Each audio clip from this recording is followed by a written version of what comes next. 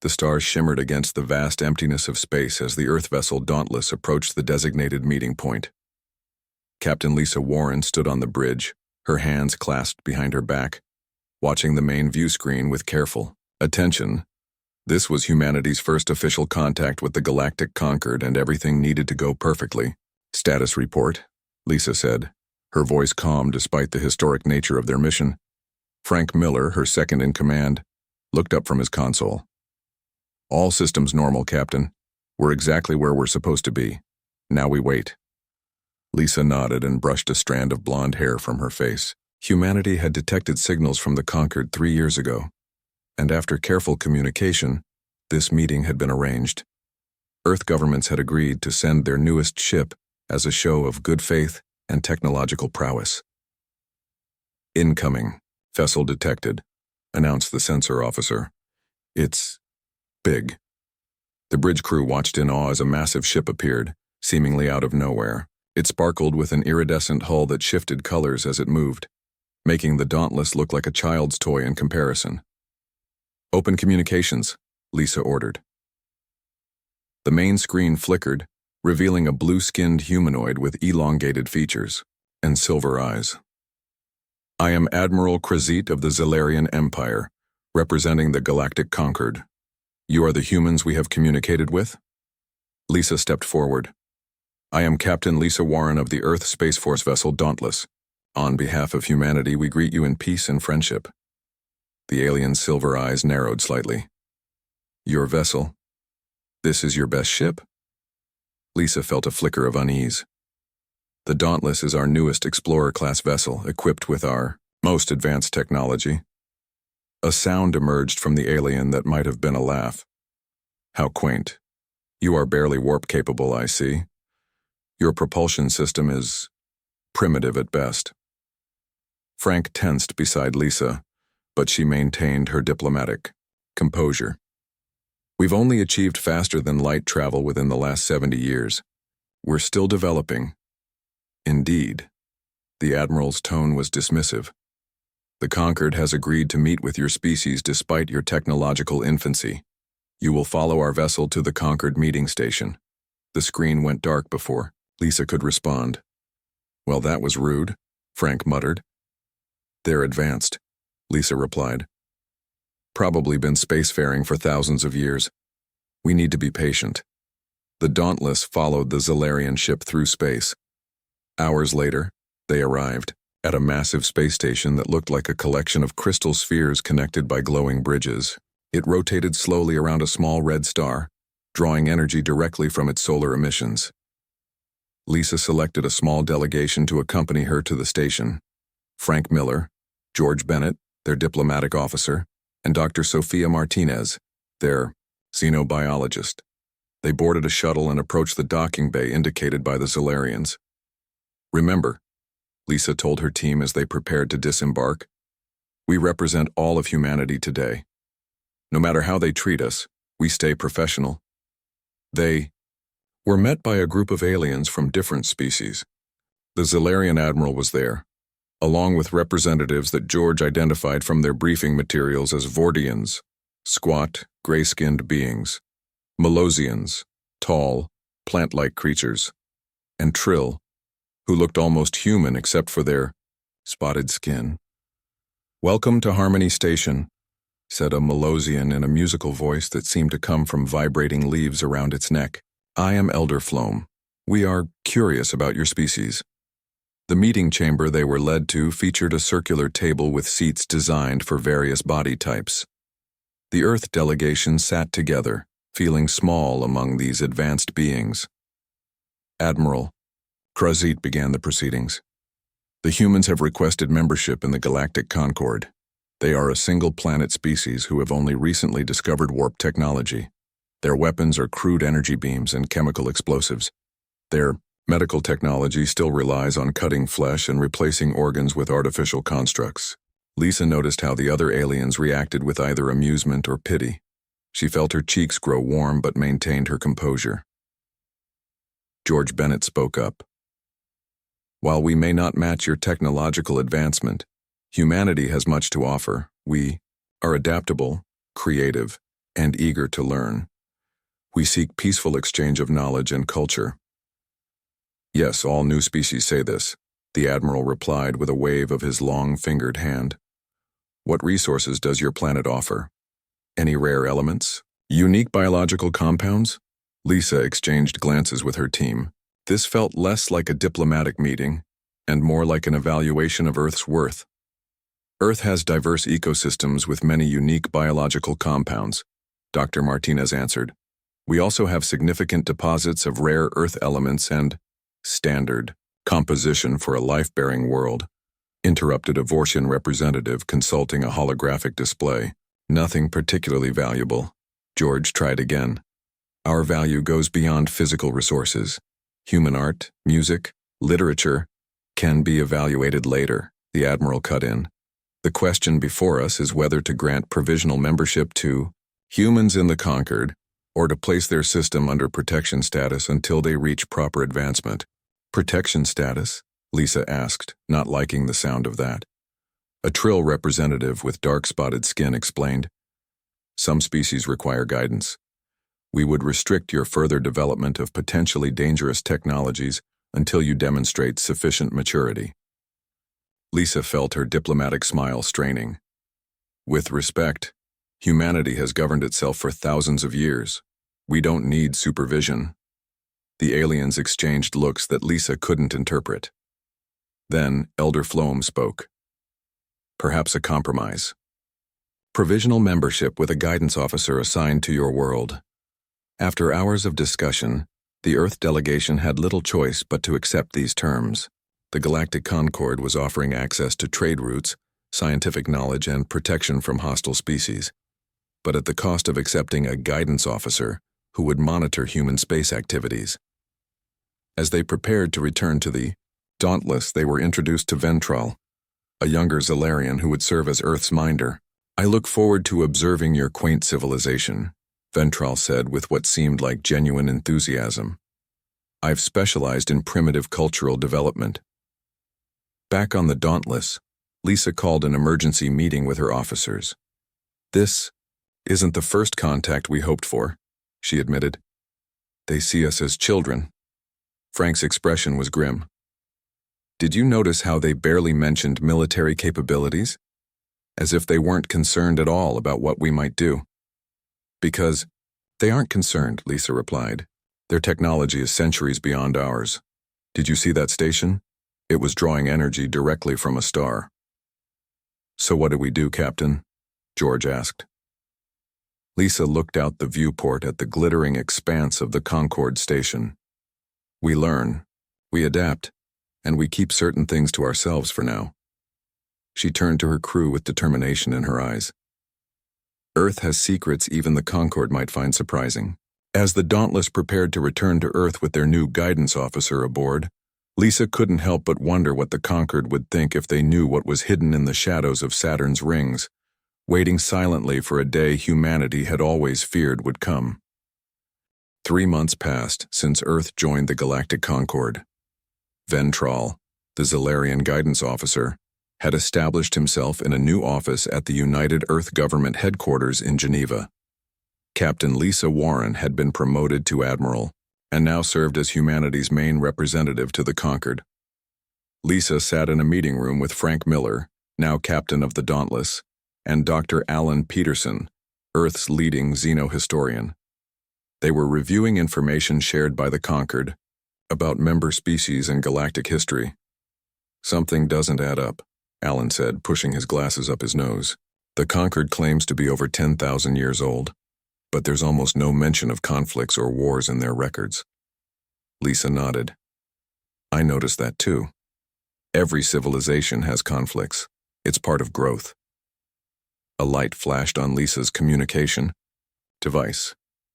Admiral Warren, your presence is requested immediately at Harmony Station. Emergency Concord session. Lisa frowned. Emergency? Did they say why? No details provided. Maximum urgency. Within hours, the Dauntless was speeding toward Harmony Station with Lisa, Frank, and Alan on board. The typically smooth journey through Concord space felt tense. When they arrived, The station was buzzing with unusual activity. Ships from all conquered species were docked in a chaotic pattern, suggesting rushed arrivals. Ventral met them at the docking bay. His typically superior expression was replaced with something Lisa hadn't seen on a Zilarian before: fear. "The council is waiting," he said, his voice tight. "A threat has emerged." The main council chamber was packed with representatives from all 27 conquered species. Admiral Krazit stood at the center, looking grim. 3 days ago, he began without preamble, we lost contact with the Melosian colony world Verdant 6. Yesterday, we lost contact with 2 more worlds. A Vortian science vessel investigating the silence at Verdant 6 managed to send 1 transmission before going dark. A hologram appeared in the center of the room. A terrified Vortian appeared, background filled with flashing red lights. "They're here. The Devourers have returned. Our weapons are useless. They adapt too quickly. The transmission ended in static. Murmurs of panic filled the chamber. Lisa glanced at Alan, who was frantically taking notes. "The Devourers?" Lisa asked. "Who are they?" Admiral Krazit's silver eyes narrowed. "A force we hoped never to encounter again. They appear every few thousand years, destroy dozens of worlds, then vanish. They consume resources, technology, even knowledge itself. Their ships adapt to any weapon used against them." "Why haven't you mentioned this threat before?" Frank demanded. A Trill representative answered. "The last appearance was 8,000 years ago. We hoped, they had moved on to another galaxy." Alan raised his hand. "These Devourers, do they use biomechanical ships that seem to change color from black to deep purple depending on the light?" The chamber went silent. All eyes turned to the human. "How could you possibly know that?" Admiral Krazit demanded. Alan adjusted his glasses nervously. "I've been studying ancient Earth artifacts and myths. Several ancient civilizations on Earth described visitors in ships matching that description. These accounts date back roughly 7,000 years. The silence in the chamber deepened. "Impossible," a Melosian elder finally said. "Your species was still using stone tools then." "Not all of us," Alan murmured, but only Lisa heard him. The meeting continued with increasingly desperate plans. The Concord's most advanced weapons, quantum disruptors, gravity lances, even experimental reality warping devices, were proposed. But veterans of previous Devourer encounters explained that such weapons would work only briefly before the Devourers adapted. "They learn from every attack," explained a wizened Vortian scientist. "Energy weapons become useless after a few shots. Shields fail as they analyze the frequencies. They can even adapt to our FTL signatures and follow us through space." Lisa listened carefully, wheels turning in her mind.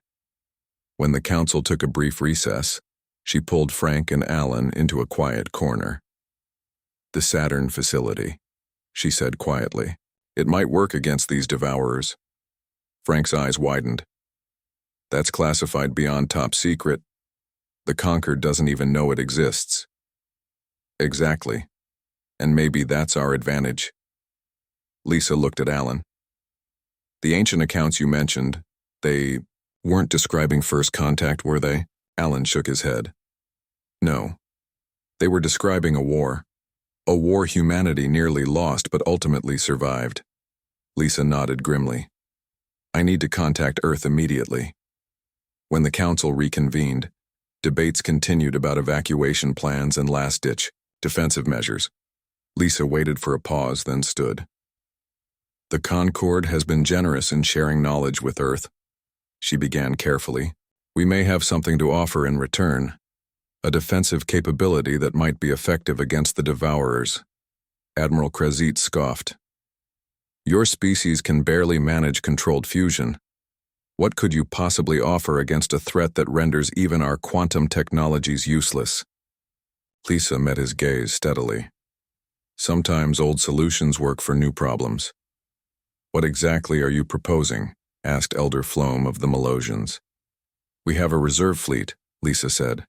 "Ships designed using Alternative principles. The Admiral laughed a sharp, dismissive sound. Your primitive chemical rockets and nuclear fission against the Devourers? Not exactly, Lisa replied calmly.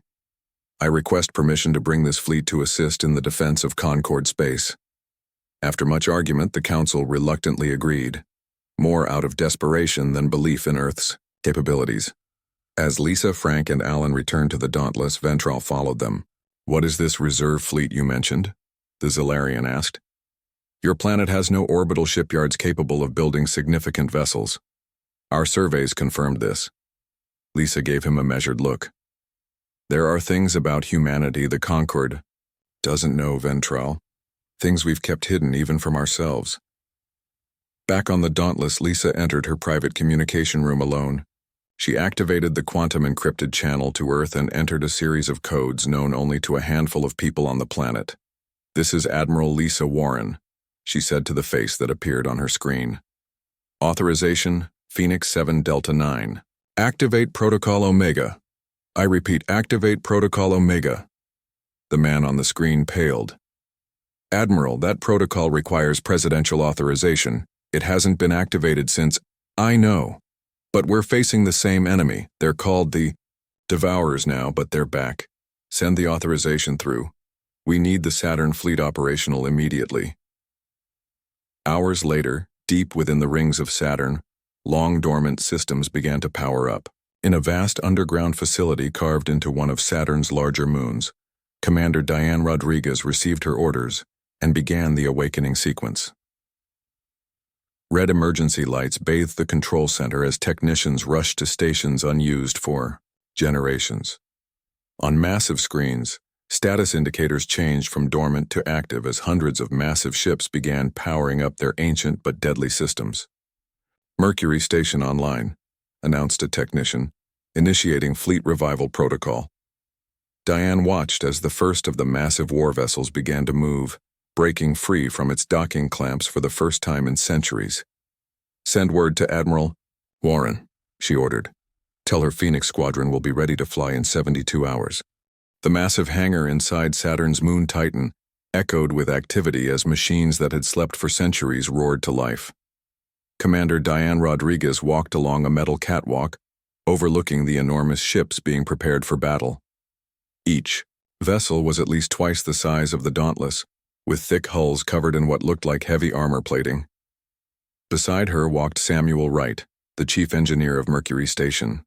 He ran his hand through his graying hair as he studied the readouts on his tablet. Power systems are at 85% and climbing, he reported. Weapon systems check out. The preservation protocols worked better than expected. Diane nodded, watching as maintenance crews swarmed over the ships. How long until the Phoenix Squadron is fully operational? Another 12 hours, Samuel replied. The bigger ships in Thunderbird Squadron need 24.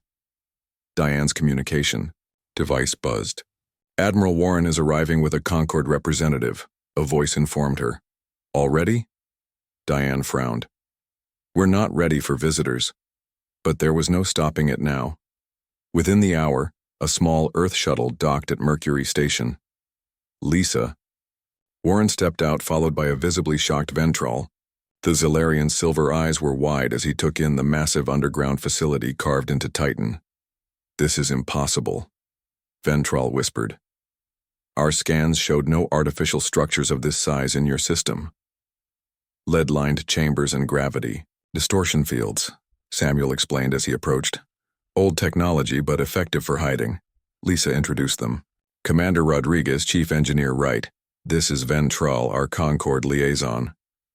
Ventral barely acknowledged the introduction, his attention fixed on the enormous ships being prepared in the hangar below. These vessels, they're massive, but they look primitive, Samuel offered with a smile. By your standards, I suppose they are. I was going to say ancient, Ventral replied. The design philosophy is unlike anything in modern conquered fleets. Lisa nodded. That's because they were built to fight an enemy that adapts to modern technology. Sometimes old solutions work for new problems. Diane led them to a viewing platform, overlooking the main hangar bay. Below them, a massive ship was powering up its engines. Unlike the sleek, iridescent vessels of the Concorde, this ship was angular and imposing, with thick armor plating and what appeared to be large cannons mounted on rotating turrets. The Thermopylae, Diane said with pride. Flagship of Phoenix, Squadron. She carries kinetic impact weapons, tactical nuclear missiles, and railguns. Ventral looked confused. Kinetic weapons, nuclear fission. These technologies were abandoned by conquered races 9,000 years ago. They're inefficient and dangerous to the users. They're also nearly impossible to adapt to, Samuel pointed out. You can't absorb or redirect a depleted uranium shell moving at relativistic speeds. Ventral shook his head. But your planet showed no signs of this level of military technology. We surveyed Earth thoroughly before contact. Lisa exchanged glances with Diane. Perhaps it's time he knew the truth. They moved to a secure briefing room. On the wall hung an old painting, showing a fiery battle in Earth's sky, with strange purple craft fighting against more primitive human vehicles. 7,000 years ago, Lisa began, Earth was visited by a hostile force. They came in ships that could adapt to any weapon used against them. They destroyed several advanced human civilizations of that era. Humans had advanced civilizations that far back? Ventral asked skeptically. Samuel nodded. More advanced than your survey suggested. The evidence was buried under millennia of dirt or beneath our oceans. Lisa continued. Our ancestors discovered that while these visitors, you call them devourers, could adapt to energy weapons, they struggled with simpler technologies, physical projectiles, chemical explosives, radio waves instead of quantum communications. The ancient humans eventually drove them off, Diane added, but not before losing millions of lives and nearly all their advanced technology. Human civilization was knocked back to the Stone Age in most regions. The survivors passed down warnings, Samuel said. Some became myths and legends. Others were preserved by secret groups who maintained the knowledge of what really happened. As humanity rebuilt, Lisa explained, these groups watched the stars preparing for the day the enemy might return. They built hidden facilities like this one, developing weapons based on the principles that worked before. Ventral looked at the ships again, understanding dawning on his face. So when your people developed space travel in the 20th century, it wasn't our first venture into space, Lisa confirmed. Just the public one. Diane activated a holographic display showing the full extent of the hidden fleet. 217 combat vessels of various classes, all built using technology principles specifically designed to combat the Devourers. Ventral's expression shifted from shock to disbelief to careful consideration. Why keep this secret from the conquered? Would you have believed us? Lisa asked, simply. Or would you have seen us as a potential threat? The Zilarian had no answer for that. Later, as the first ships of Phoenix Squadron prepared to depart, Lisa stood on the command deck of the Thermopylae with Captain John Reeves, the vessel's commander. The massive bridge was unlike the sleek control centers of conquered ships, filled instead with physical control panels and mechanical interfaces. Admiral on deck, someone called, and the bridge crew stood at attention. At ease, Lisa said. Status report, Captain. Phoenix Squadron is ready for departure, John replied. Thunderbird Squadron will follow in 20 hours. All weapon systems are operational. Lisa nodded, studying the tactical display. According to the latest Concorde reports, the Devourers had already taken 5 systems and were moving toward a heavily populated Malosian world. Set course for the Malosian defense line, she ordered. Maximum speed. As the massive ships broke free from Saturn's orbit, their appearance caused confusion among Earth's regular defense forces. Emergency calls flooded in, reporting unknown vessels of enormous size moving through the solar system. On the Concorde diplomatic vessel observing Earth, Admiral Krazit received Ventral's transmission with growing disbelief. These cannot be human vessels, he insisted. They must have purchased them from some unknown species. I've seen their construction facilities, Ventral replied. These ships were built by humans over generations, and they're specifically designed to combat the Devourers. Preposterous, Krazit scoffed. Using ancient, primitive technology against the greatest threat the conquered has ever faced? These humans are more delusional than I thought. But as Phoenix Squadron accelerated to speeds that surprised even the conquered observers, Krazit found himself wondering if there was more to these humans than he had assumed. The Thermopylae led. The fleet, its massive engines glowing with power as it headed toward what would become either humanity's debut on the galactic stage or its funeral pyre. In her quarters, Lisa reviewed the ancient records of the First Devourer War. The images showed devastation on a planetary scale, but also victory against seemingly impossible odds. She could only hope that the wisdom of their ancestors would prove effective once more. Phoenix Squadron has cleared the solar system. Janu, Reeves reported over the intercom. ETA to Malosian Defense Line, 14 hours. Lisa closed the historical files and straightened her uniform. The time for secrets was over. Now it was time to fight. The Malosian Defense Line consisted of 50 advanced conquered vessels arranged in a perfect geometric formation. Their sleek, crystalline hulls glittered against the backdrop of space as they maintained position near the jump point to Verdant. 3. The next likely target of the Devourers. Admiral Krazit stood on the command deck of his flagship, the Resolute Defender, watching as his officers monitored the approaching human fleet with growing curiosity. They're using some form of modified warp drive, reported his science officer. Crude but effective, and their energy signatures are unusual. Unusual how? Krazit asked. They're employing active jamming across all standard frequencies, and their ships appear to be running on nuclear fission reactors rather than antimatter or zero-point energy. Krazit snorted. Primitive technology, as expected. Let us hope they stay out of our way when the real fighting begins. The communication officer turned. Admiral, we're receiving a transmission from the human flagship. They're requesting permission to join the defense line. Put them through, Krazit ordered. The main view screen activated, showing Captain John Reeves on the bridge of the Thermopylae. Behind him, officers worked at stations that featured physical buttons and switches rather than the holographic interfaces used by the conquered. Admiral Krazit, John began. Phoenix Squadron requests permission to take position at the front of your defense line. Krazit's silver eyes narrowed. At the front? You would place your vessels between mine and the enemy? That's correct, Admiral. Our ships are specifically designed to engage the Devourers.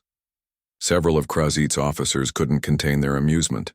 The Zilarian admiral silenced them with a glance before returning his attention to the human. Very well, Captain. You may position your vessels as you wish. But when the Devourers arrive, I suggest you withdraw quickly. Your antique vessels would not survive first contact with their adaptive technology. John simply nodded. We'll see, Admiral. Thermopylae out. The human fleet moved into position.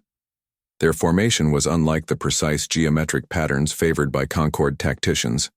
Instead, the Earth vessels arranged themselves in seemingly random clusters, with larger ships protected by screens of smaller, faster craft. On the bridge of the Thermopylae, John Reeves reviewed final preparations with his crew. All ships report. Ready, Captain, announced his first officer, a woman named Susan Kelly. Weapons hot, defense systems active. John nodded. Commence radio frequency communications only. No quantum transmissions. Sir, called out the sensor officer. Jump point activating. Multiple signatures incoming. The space before the combined fleet rippled and tore as dozens of Devourer ships emerged from hyperspace. They were exactly, as described in the ancient Earth records, massive organic-looking vessels that shifted between black and deep purple. Their hulls featured no visible weapons, but seemed to pulse with internal energy. They've changed little in 7,000 years, John observed quietly. Let's hope our countermeasures are still effective. The conquered fleet immediately opened fire with their most advanced weapons. Quantum disruptors, gravity lances, and energy beams of incredible power streaked across space toward the Devourer vessels. The first volley struck home, causing visible damage to several enemy ships. Admiral Krazit allowed himself a moment of satisfaction. Their adaptive systems haven't had time to analyze our weapons yet. Press the attack. The second volley was less effective. By the third, The Devourer ships were barely affected by the Concorde's energy weapons. "They're adapting," Krazit's tactical officer reported with growing panic. "Our weapons are becoming useless." The Devourers began their counterattack. Strange energy tendrils reached out from their ships, bypassing the Concorde vessel's shields as if they weren't there. 3 Concorde ships were immediately disabled, their systems going dark. "They're targeting our power cores," reported a Vortian captain over the fleet channel. "Our shields are—" The transmission cut off as his ship exploded. As the Concorde vessels began to fall back in disarray, John Reeves gave the order they had trained for over generations. "All Phoenix Squadron vessels, engage primary weapons. Fire at will." The human fleet surged forward. Instead of energy beams or exotic particles, the Earth vessels launched physical projectiles. Massive depleted uranium slugs accelerated to incredible speeds by electromagnetic rails. The first barrage tore through the Devourer ships, ripping huge holes in their hulls. Unlike the Concorde's energy weapons, these kinetic projectiles couldn't be adapted to. There was no energy signature to analyze, no frequency to match, just raw physical force. The Devourers shifted their attention to the human fleet, energy tendrils reaching out. But the Thermopylae and its sister ships had been built with extensive electromagnetic shielding and isolated computer systems. The Devourer energy attacks found no purchase. "They're trying to hack our systems," reported Susan. "But they can't get through our air-gapped networks." John nodded grimly. "Launch nuclear missiles, pattern Alpha." Missiles streaked from the human vessels, detonating in carefully coordinated patterns around the Devourer fleet. The electromagnetic pulses from the nuclear explosions washed over the enemy ships, disrupting their sensitive systems. On the Resolute, Defender Admiral Krazit watched in stunned silence as the primitive human vessels drove back the dreaded Devourers. His tactical officer approached with disbelief evident in his voice. "Admiral, the humans are winning. Their weapons are effective." "How is this possible?" Krazit demanded. "Their technology is centuries behind ours." Ventral, who had joined the Zilarian flagship before the battle, stepped forward. "That's precisely why they're effective, Admiral. The Devourers adapt to advanced energy weapons and quantum technologies. They can't adapt to a physical projectile or the radiation from a nuclear blast." A communication from the Thermopylae interrupted them. It was Admiral Lisa Warren who had been coordinating the battle from a tactical position. "Admiral Krazit, the Devourers are regrouping. We've surprised them, but they'll adjust their tactics soon. We need to press our advantage." For the first time, the Zilarian addressed a human without condescension. "What do you propose, Admiral Warren?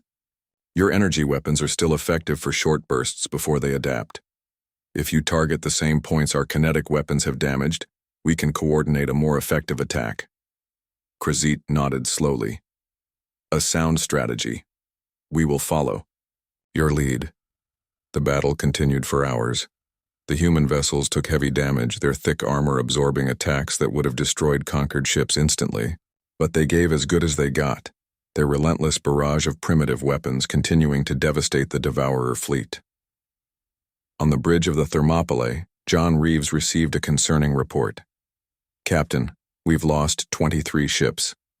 The Devourers are starting to adapt to our tactics, even if they can't adapt to our weapons." John studied the tactical display.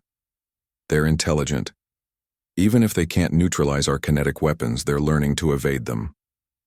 The largest Devourer vessel, presumably their command ship, remained at the rear of their formation, protected by a screen of smaller craft. As long as it survived, the Devourer fleet would continue to adapt and improve. John opened a channel to Lisa. "Admiral, we need to take out their command ship, but we can't get close enough with our conventional weapons." Lisa's face was grim on the screen. "I was afraid of this. We need to implement Operation Spearhead." John's expression tightened, but he nodded. "The Thermopylae stands ready." As the battle raged on, the human flagship began making preparations for what could be a one-way mission into the heart of the enemy fleet. The bridge of the Thermopylae fell silent as Captain John Reeves outlined Operation Spearhead to his senior officers. Their faces showed a mixture of determination and grim acceptance. "Our objective is to deliver a payload directly to the Devourer. Command ship," John explained, pointing to the tactical display. "The payload contains a computer virus designed to disrupt their control systems." "But, sir," Susan Kelly interrupted, "we'd need to get within direct interface range. That's practically a suicide mission." John nodded. "That's why I'm asking for volunteers only. I'll be leading the mission myself." Every officer on the bridge stepped forward without hesitation. Meanwhile, on the Concorde flagship, Admiral Krazit received a surprising request. The humans wanted the Concorde's best computer expert to join Operation Spearhead. After some deliberation, a trill specialist named Nera was assigned to the mission. When she arrived on the Thermopylae, Nera was startled by what she found. Instead of the advanced quantum computer she was accustomed to, the humans were working with what looked like outdated technology. "This is your virus delivery system?" she asked, examining the device Lieutenant Olivia Barnes was preparing. "It's using binary code and... Is that a physical connection port?" Olivia nodded. "The Devourers expect advanced quantum encryption and wireless transmission. They won't be prepared for an old-fashioned hardwired connection and a simple but devastating virus." Nera remained skeptical, but began working with the humans to refine their approach. As preparations continued, Lisa Warren coordinated with the rest of the fleet. Thunderbird Squadron had finally arrived from Saturn, bringing fresh ships to replace those lost in the initial battle. "The Devourers are regrouping," Lisa informed John during their final briefing. "They've established a defensive perimeter around their command ship. Our window of opportunity is shrinking." John studied the updated tactical display. "Then we move now. The Thermopylae will spearhead the assault. We'll need covering fire from both human and Concorde vessels." For the first time in Concorde history, Admiral Krazit accepted a subordinate role in a battle plan. "The Concorde fleet will follow your lead, Captain Reeves. Your ancient tactics have proven effective." The combined fleet moved into position. The Thermopylae led a wedge formation aimed directly at the heart of the Devourer fleet, with faster ships providing cover against enemy attacks. Inside the Thermopylae, Olivia and Nera made final adjustments to the virus payload. The device was remarkably simple, a hardened computer system running software designed to mimic the Devourer's command protocols. "It's elegant in a primitive way," Nera admitted. "No quantum entanglement, no advanced AI.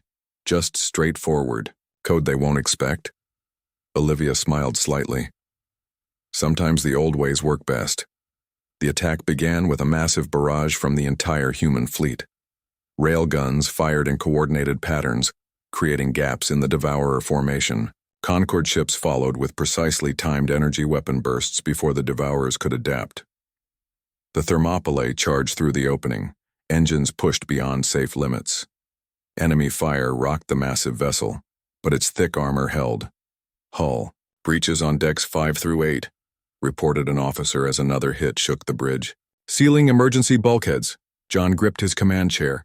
"Stay on course, all power to forward shields and engines." As they neared the Devourer command ship, a new problem emerged. The enemy vessel had no obvious docking points or access hatches. Its surface was a seamless blend of organic and mechanical components. "We need to create our own entrance," John decided. "Prepare the boarding party and bring the boarding charges." Olivia led the team to the airlock where they donned specialized armor suits. Besides herself and Nera, the team included 4 combat specialists. Each carried old-style projectile weapons rather than energy-based ones. "Remember, they adapt to energy signatures," Olivia reminded them. "Stick to physical ammunition." The Thermopylae shuddered as it made contact with the Devourer command ship. Special charges blasted through the enemy hull, creating a temporary airlock between the vessels. "Boarding party away," Susan reported to John. "They're inside the enemy ship."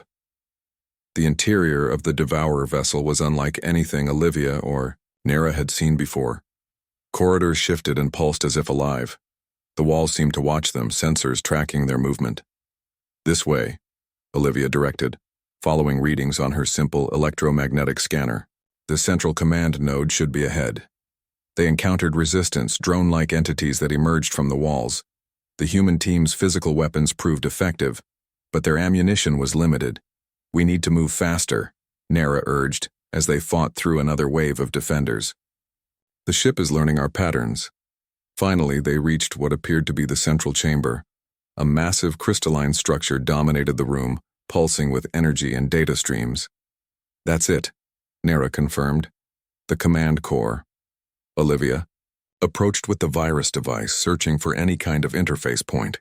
The structure seemed to recoil from her presence. "It's defensive," she realized. "It knows what we're trying to do."